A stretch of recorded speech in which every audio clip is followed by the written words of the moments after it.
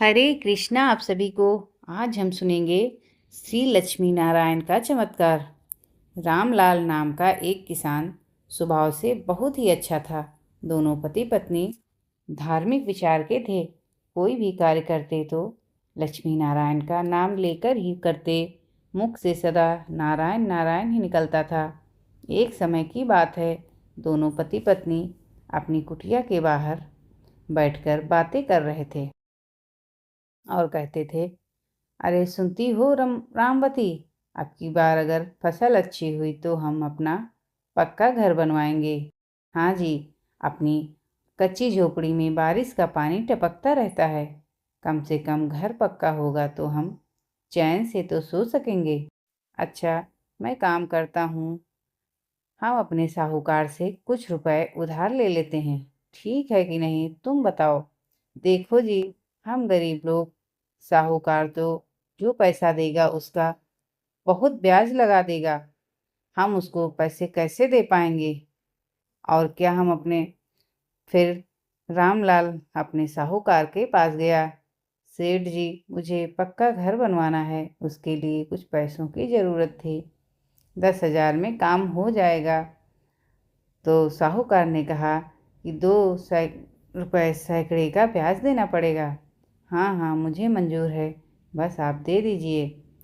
अरे पैसे की तो चिंता मत कर, लक्ष्मी नारायण की कृपा से मैं इसी साल फसल बेचकर मैं तेरा पैसा तुझको लौटा दूंगा। फिर खेतों में फसल पकने का समय आ गया और ओलावृष्टि के कारण रामलाल की फसल नष्ट हो गई। अब रामलाल को बहुत चिंता होने लगी कि अब मैं साहूकार का पैसा कैसे चुकाऊंगा। पैसे आधे पैसे तो खेत की बुआई में ही खर्च हो गए थे और कुछ पैसा जो बचा भी था वो घर में खर्च हो गया था। तो रामलाल की फसल भी नष्ट हो गई और वह फूट फूट कर रोने लगा। अगर हमने पैसे नहीं दिए तो साहूकार हमारे खेत मकान सब कुछ छीन लेगा। लक्ष्मी नारायण हरि, रक्षा करो, हमें कोई रास्ता बताओ, हम क्या करें, फसल नष्ट हो गई तो साहूकार का वादा नहीं पूरा होगा तो वह नाराज होगा। साहूकार रामलाल के घर आता है कि समय पूरा हो गया और मेरे पैसे ब्याज सहित लौटाओ। अगर तुमने 10 दिन के भीतर मेरा पैसा नहीं लौटाया तो मैं तुम्हारे खेत मकान सब कुछ ही ले लूँगा। हाँ, समझ गए सेठ जी, ऐसा मत करो, मुझे अगली फसल तक का कोई मौका दे दो। एक और मौका दे दो, मैं आपका पाई पाई चुका दूंगा। हम बहुत गरीब लोग हैं, हमारी गुजर बसर इसी खेतों से होती है। हम बर्बाद हो जाएंगे, हम कहाँ जाएंगे सेठ जी, हम पर दया करो।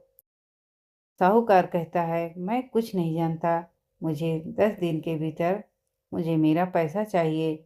मैं अब की बार आऊँगा तो पुलिस और वकील के साथ आऊँगा। मैं चलता हूँ। साहूकार के जाने के बाद दोनों पति पत्नी भगवान विष्णु से रो रो कर प्रार्थना करते हैं कि हे प्रभु, आज तक हमने बिना भूख लगाए भोजन नहीं किया है। हमने सच्चे मन से आपकी पूजा वंदना की है। आज तक हमने आपसे कुछ भी नहीं मांगा भगवान, सब कुछ हमसे छिन गया है।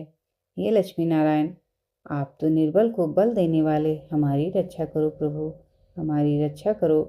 विष्णु से इससे प्रार्थना कर रहा था और उधर भगवान विष्णु अपनी सैया पर बैठे दिव रामलाल का सारा हाल सुन रहे थे। सारा हाल सुनकर वह लक्ष्मी जी से कहते हैं, सुनो लक्ष्मी, हमारा भक्त संकट में हमें पुकार रहा है, हमें उसकी मदद करनी चाहिए।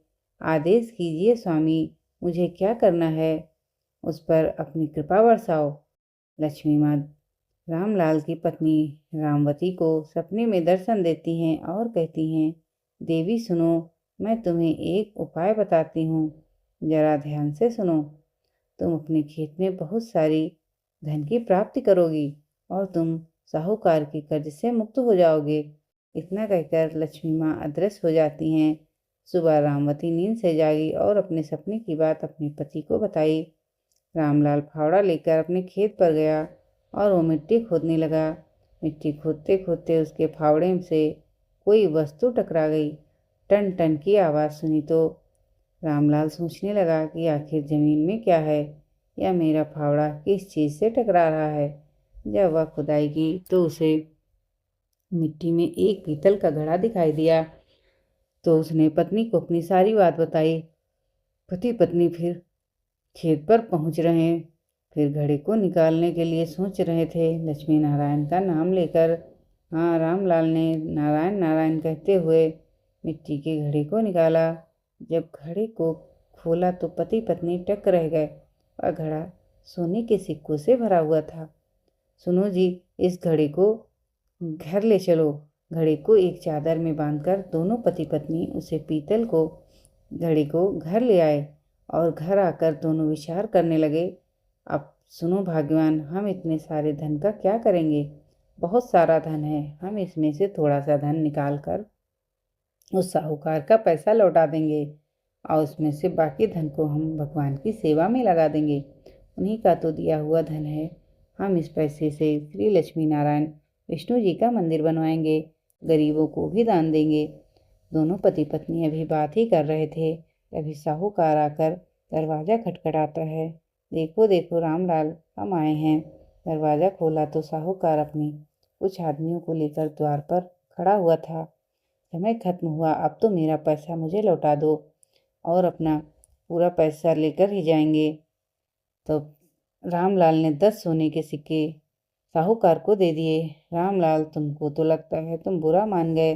अरे कोई बात नहीं, इतनी जल्दी भी नहीं थी, दे देते बाद में। चलो अच्छा, कोई बात नहीं, मेरा हिसाब तो पूरा हो गया। लेकिन रामलाल, मुझे यह बताओ कि यह सोने के सिक्के कहाँ से आए हैं? या तो बस प्रभु नारायण हरि की कृपा है। जय जय। साहूकार बोला। फिर घर आकर सोच रहा था कि रामलाल के पास इतना पैसा कहाँ से आया होगा। उसने सोचा कि जरूर उसने कहीं से चोरी करके लाया है। और दूसरे दिन साहूकार दरोगा के साथ रामलाल के घर पहुंच गया।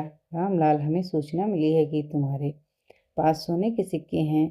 जरूर तुमने किसी की चोरी की है। मैंने किसी की चोरी नहीं की, मैं निर्दोष हूँ। ये तो मेरी हरि नारायण की कृपा है, उन्होंने मुझे यह सोने के सिक्के दिए हैं। दरोगा जी, हमें जो सोने के सिक्के मिले हैं वो हमारे खेत से मिले हैं। हम पर भरोसा करो। भगवान विष्णु से प्रार्थना करता है। और वो दरोगा कहता है, वो क्या है घड़े में? साहब कुछ भी नहीं, घड़े में कुछ भी नहीं। रामवती ने के लाख मना करने पर भी दरोगा नहीं माना। जैसे ही उसने घड़े को छुआ, दरोगा अंधा हो गया।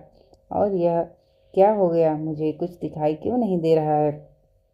क्या हो गया? उधर साहूकार भी चिल्लाने लगा, मुझे कुछ भी दिखाई नहीं दे रहा है, मुझे बचाओ बचाओ, मेरी आंखों में दर्द हो रहा है, मुझे बचा लो, मुझे बचा लो। रामलाल, यह सब तुम्हारी भक्ति का ही चमत्कार है, हमें क्षमा करो।